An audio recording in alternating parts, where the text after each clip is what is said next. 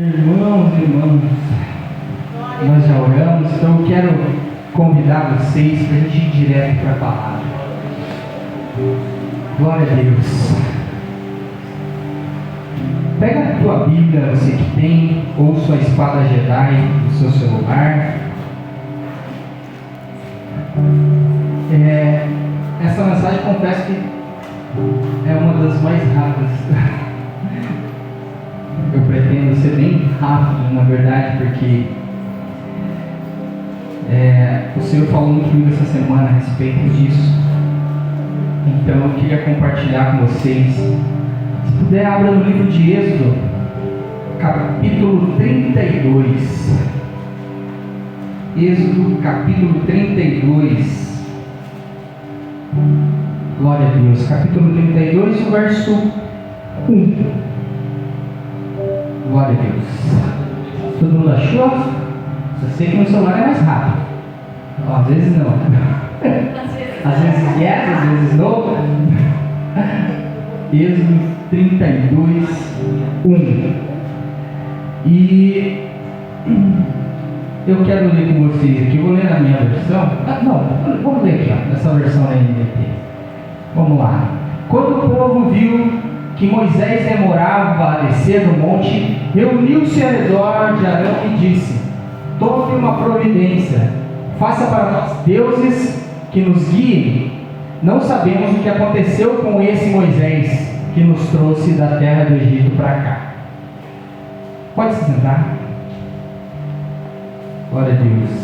Eu quero convidar os irmãos a refletirem junto comigo uma cena, essa cena que para mim é uma das cenas mais fortes das Escrituras. Moisés sobe no monte para falar com Deus, para encontrar com Deus pessoalmente, receber as tábuas, os 10 mandamentos, a lei.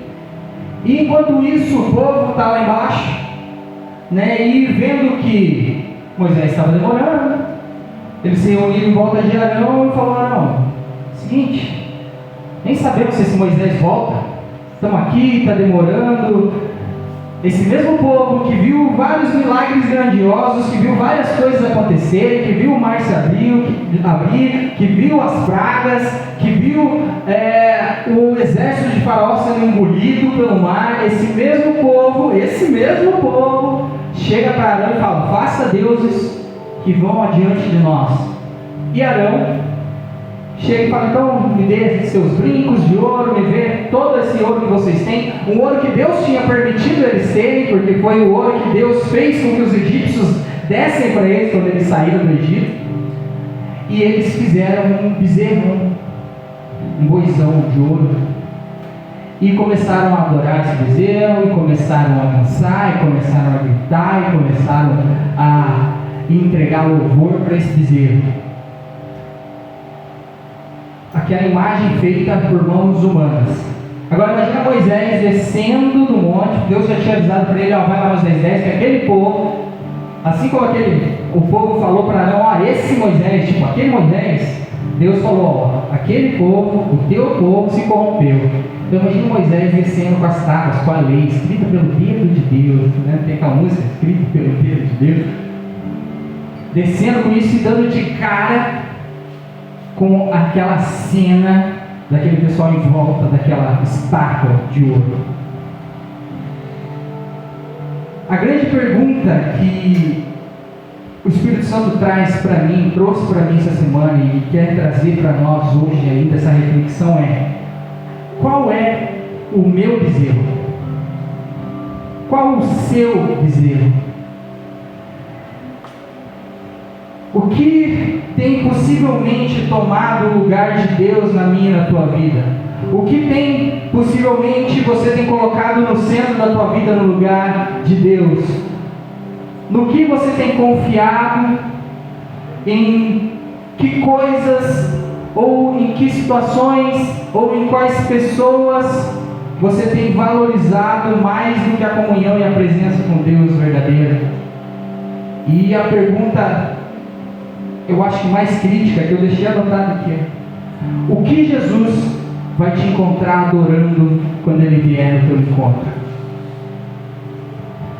Primeira coisa, a gente entendeu o que é um ídolo. A gente já sabe, né, nesse contexto, um ídolo, nesse contexto era um bezerro, mas uma imagem feita. Se a gente pega Êxodo lá no capítulo 20, no verso 4 e 5, quando ele fala, né, não farás para ti imagem de escultura, nem do que há acima no céu, nem do que há abaixo na terra, não se curvará a elas, não as servirás, não adorarás, porque eu, o Senhor teu Deus, sou Deus zeloso. Um ídolo é algo criado pelo homem, que toma o lugar de Deus por completo nas nossas vidas, ou algo que nós entregamos a nossa devoção mais do que a Deus às vezes. Além disso, o conceito de ídolo não quer, às vezes não está fadado a só uma coisa, um objeto. Às vezes pode ser uma ideia, pode ser uma concepção. No Novo Testamento, tem uma passagem em Colossenses 3:5, que ele compara a avareza, a ganância a um ídolo. É chamado de idolatria, sugerindo que qualquer coisa que tome o lugar de Deus, qualquer coisa que receba a nossa lealdade mais do que a Deus, nosso amor, nossa devoção mais do que a Deus, é um ídolo. Em 1 João, capítulo 5, verso 21, o apóstolo João, ele exorta a gente uma coisa simples. Ele fala: filhinhos, guardai-vos dos ídolos, indicando que qualquer coisa que usurpe o lugar de Deus na vida de uma pessoa é idolatria. E isso pode ser um objeto, pode ser uma pessoa, uma ideia, um desejo. Mas como identificar se algo é um ídolo nas nossas vidas? Como identificar? Porque às vezes não é fácil. Vamos ser sinceros, muitas vezes não é fácil a gente identificar o que é um ídolo, porque muitas vezes não são coisas explícitas. Como eu falei, pode ser às vezes uma ideia, pode ser às vezes um desejo. Esses ídolos sutis são os mais perigosos, porque os ídolos vistos, um santinho, uma imagem ou algo que se preste à adoração assim, é fácil a gente identificar. Mas coisas sutis são mais difíceis e às vezes a gente acaba deixando passar despercebido. E a primeira coisa que faz nos identificar, para a gente poder identificar, é examinar o que ocupa o primeiro lugar no meu coração. A Bíblia diz que o Senhor deve ser o centro da nossa vida. A Bíblia diz, Jesus diz lá em Mateus 22:37, amarás o Senhor teu Deus de todo o teu coração, de toda a tua alma, de todo o teu pensamento. A gente precisa se perguntar, existe algo ou alguém que eu ame mais do que a Deus? Ainda nas palavras de Jesus, um pouco antes, ali mesmo em Mateus no capítulo 10, ele também fala: quem ama o seu pai e a sua mãe mais do que a mim, não é digno de mim. Quem ama o seu filho ou sua filha mais do que a mim, não é digno de mim. Ou seja, se eu amo mais minhas filhas do que a Deus, minhas filhas são meu ídolo. E eu não sou digno do Senhor. Existe algo que consome os meus pensamentos, meu tempo, minha energia e meus recursos acima dele? Essa é a primeira pergunta, esse é o primeiro autoexame que a gente precisa fazer em nós mesmos. Será que é o meu trabalho? Obrigado. Será que é o futebol? Será que é algum hobby que eu tenho, que ocupa mais o meu tempo, ou que o meu pensamento, às vezes eu estou na igreja e eu estou pensando aqui no jogo que está rolando lá, ou eu estou sentado nesse banco no momento do louvor e eu estou pensando no dia de amanhã, na segunda-feira, na meta que eu tenho que entregar no trabalho. Segunda coisa, eu consigo abrir mão disso? Primeiro aspecto é identificar, examinar se algo ocupa o primeiro lugar. Segunda coisa, eu consigo me livrar ou abrir mão disso? Outro versículo de Mateus, no capítulo 19, verso 21 e 22, é onde Jesus desafia eu estou falando muito desse jovem essa semana, não sei, desafia aquele jovem rico a vender aquilo que ele tinha, a doar para os pobres e seguir ele. Mas ele vai embora triste, porque ele tinha muita coisa. A incapacidade de renunciar a certas coisas por amor a Deus, isso pode ser um forte indicativo, é um forte indicativo que essa coisa está ocupando um lugar de destaque maior do que Deus na minha vida. Você já se perguntou isso? Existe algo que eu me recuso a entregar para Deus, mesmo sabendo que Ele pode me pedir? Quem já se perguntou isso? Eu já me perguntei. Eu citei aqui filhos e filhas, porque eu já me perguntei com relação às minhas 3 filhas. Se Deus me pedisse, eu entregaria? O que eu faria?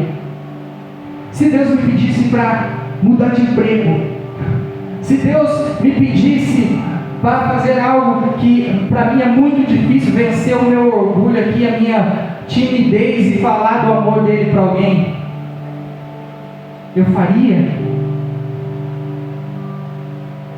Uma amizade, um relacionamento que nos afasta de Deus. Para nós jovens, vou me colocar nisso, eu sei que eu já estou quase 90, mas não parece, muito obrigado. Mas para jovens, para adolescentes, para quem anda no ambiente de estudo, colégio, escola, a gente sabe como os grupinhos vão se formando e tem aquela necessidade de aceitação, e muitas vezes a gente acaba se sujeitando a certos tipos de conversa, a certos tipos de atitude, para ser aceito em um determinado grupo. Só que a gente esquece, nós, jovens, cristãos, esquecemos que muitas vezes para ser aceito em determinado grupo nós estamos abrindo mão de sermos aceitos por Deus. E a gente precisa prestar atenção nisso. Eu consigo abrir mão disso?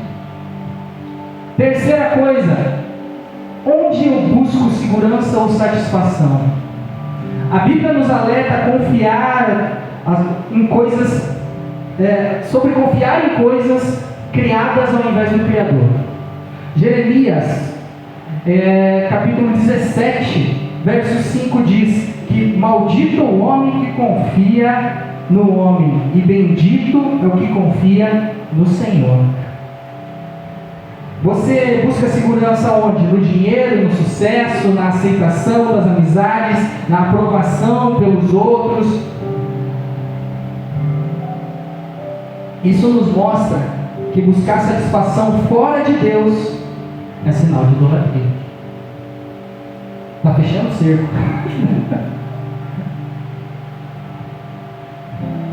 Onde está a sua satisfação?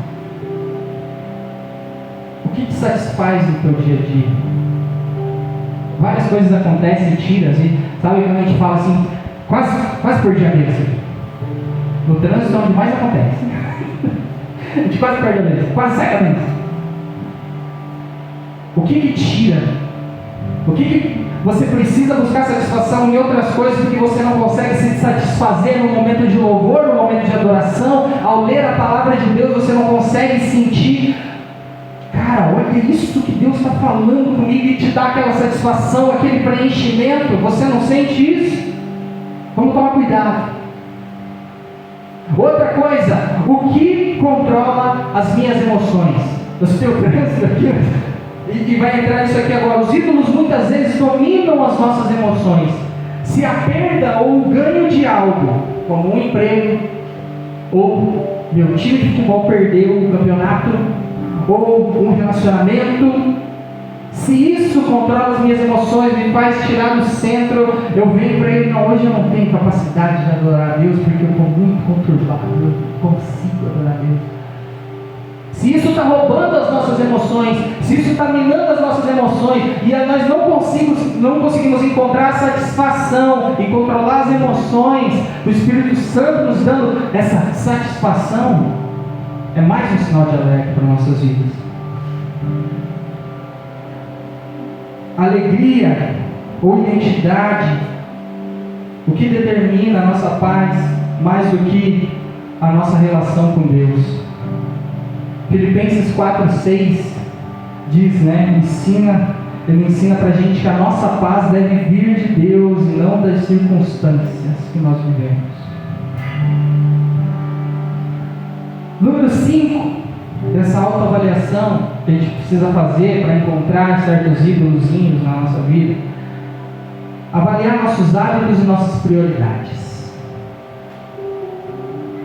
1 João capítulo 2, verso 15 e 16, nós somos advertidos a não amar o mundo nem as coisas que nele há. Como você gasta seu tempo, seu dinheiro? A sua energia também? Não, estou cansado demais para vir no culto, trabalhei a semana inteira. Nossa, sábado, 7 horas da noite, só quero relaxar, assistir um Netflix, um HBO Max, qualquer coisa assim. Se algo consistentemente tem prioridade sobre a oração, sobre a leitura bíblica, sobre a adoração, sobre a obediência a Deus, isso pode estar sendo um ídolo nas nossas vidas. Porque nós temos tempo, nós temos recursos, nós temos energia, e muitas vezes a gente precisa avaliar quanto eu tenho gasto de energia, de recursos e de tempo com Deus, e quanto eu tenho gasto de energia e de recursos com tal coisa. Número 6. Eu estou indo bem rápido e direto, porque eu não tenho que ficar enchendo isso aqui. Aqui a gente chega num ponto muito importante, porque até o momento desse autoexame a gente falou, examinarmos o que ocupa o primeiro lugar no nosso coração. Será que eu consigo abrir mão disso? Aonde eu tenho buscado a minha segurança e a minha satisfação? Avaliando meus hábitos, as minhas prioridades. Essas coisas têm controlado as minhas emoções, eu estou me autoavaliando. Só que tem um porém.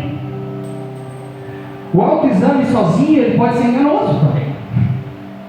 Porque a palavra de Deus diz que o coração do homem é enganoso. Lá em Jeremias também ele diz que o coração ele é mentiroso e traiçoeiro. Capítulo 17, verso 9. Davi, você pode pôr para a gente? Jeremias 17, 9.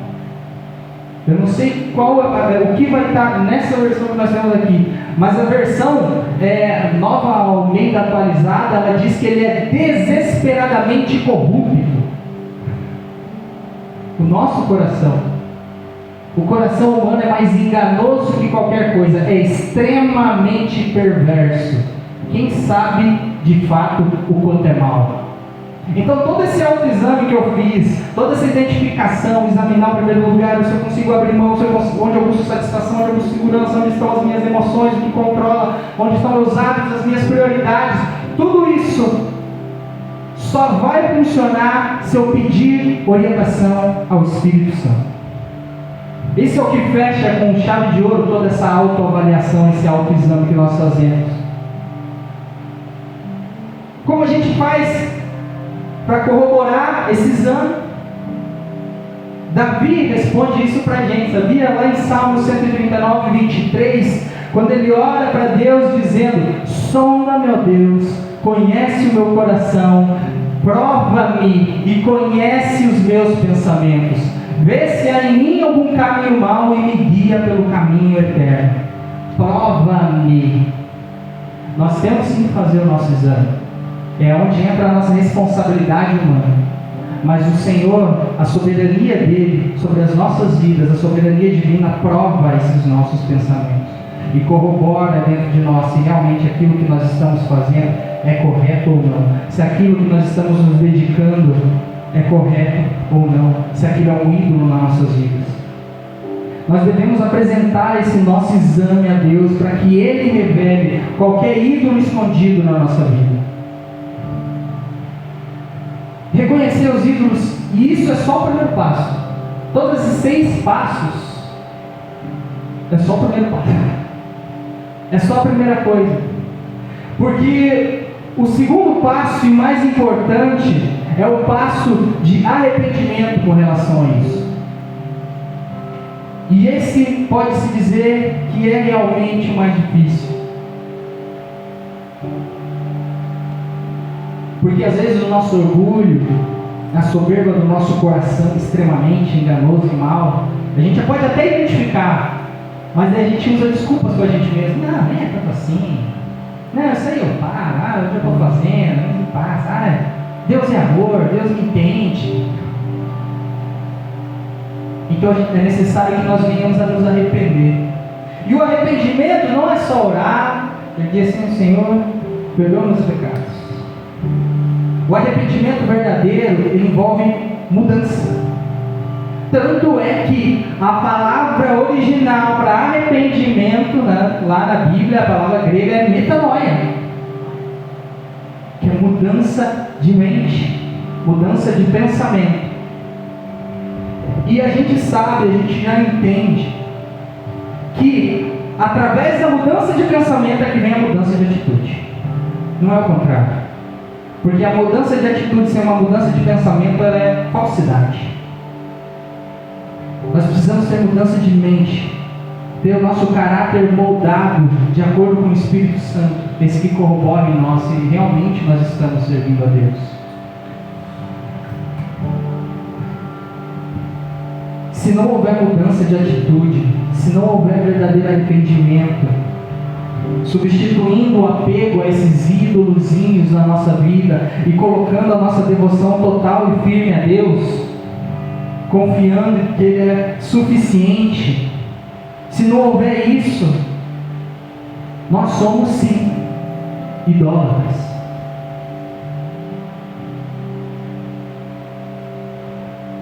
Eu não vou me estender, porque essa semana, quando o Senhor estava falando a respeito disso, quando eu estava ali estudando e o Israel chegou: irmão, o que você acha disso aqui, de você trazer a palavra no sábado?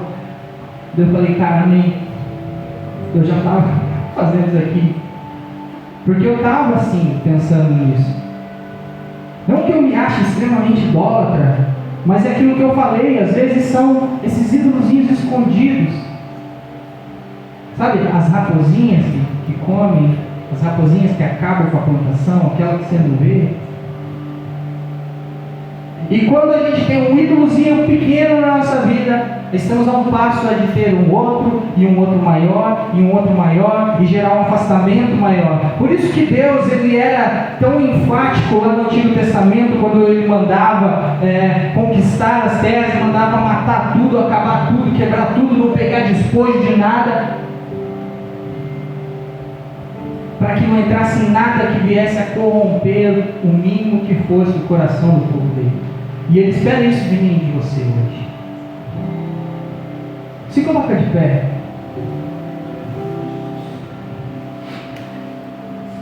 Oh Deus, você já fez todo esse autoexame? Você já olhou verdadeiramente para o teu coração e para a tua vida? Mas isso é com sinceridade, olhar com sinceridade, fazer esse exame. Porque senão de nada adianta nós estarmos vindo aqui no sábado, no domingo, na terça-feira, nas reuniões, nos cultos, nos encontros, participando, se nós não formos verdadeiramente convertidos e não somente convencidos de algo. Enquanto o Senhor não ocupar o lugar mais alto na minha e na tua vida, enquanto o Senhor não ocupar o único lugar no centro do meu e do teu coração, nós não vamos experimentar toda boa, agradável e perfeita vontade de Deus. Deus não te quer pela metade, Deus não te quer te dividir com ninguém, porque eu, Senhor teu Deus, sou Deus zeloso, ciumento. Você é meu, eu não vou te dividir com ninguém. Que isso? Feche teus olhos nesse momento, faça você esse autoexame. Espírito Santo de Deus, nessa noite aqui, Senhor, nós queremos, Senhor amado, perdão, Pai, então eu só quero te pedir perdão, Deus. Se algo tem tomado o meu tempo mais do que eu dedico esse tempo para o Senhor, se ao meu trabalho, se é minha família, se é minha diversão, se é o meu descanso. Deus, eu sei que temos necessidade nesse mundo, eu sei que nós precisamos trabalhar, eu sei que nós precisamos descansar, eu sei que nós precisamos nos divertir, eu sei que nós precisamos, Senhor, fazer N coisas, Pai, mas nós entendemos que o Senhor é a nossa prioridade, o Senhor é a nossa prioridade. E nós queremos nessa noite nos arrepender. Senhor, eu quero nessa noite me arrepender, Senhor, de todos os ídolozinhos que eu criei para mim, de tudo aquilo que eu coloquei, Senhor, no teu lugar na minha vida, de tudo aquilo, Senhor, que eu dei mais atenção do que ao Senhor, de tudo aquilo que eu gastei mais tempo louvando do que louvando ao Senhor, de tudo aquilo que eu gastei mais tempo, Senhor, de tudo aquilo que eu gastei os meus recursos financeiros, de tudo aquilo que eu gastei mais a minha força do que eu dediquei ao Senhor.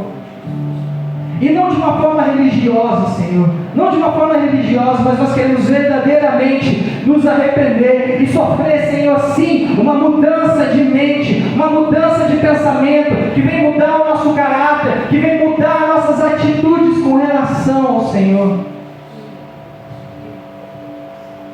Senhor, eu te agradeço, Senhor, porque a Tua palavra fala conosco de uma forma que muitas vezes é dolorida, mas que vem, Senhor, para matar tudo aquilo que não pertence a Ti, tudo aquilo que é mal, tudo aquilo que é ruim, para matar esse nosso coração perverso e pecaminoso, malvado, Senhor, que muitas vezes tenta nos afastar de Ti através do orgulho, através da vaidade, através de desculpas esfarrapadas. Senhor, nós te amamos. E nós queremos te amar totalmente, não pela metade, não pela metade. Glórias e graças te dou, Senhor. Nesse momento, pode abrir teu olho, mas nesse momento eu queria pedir, nós não estamos em muitos aqui, mas eu queria pedir se todo mundo pudesse vir aqui junto, aqui na frente, podemos?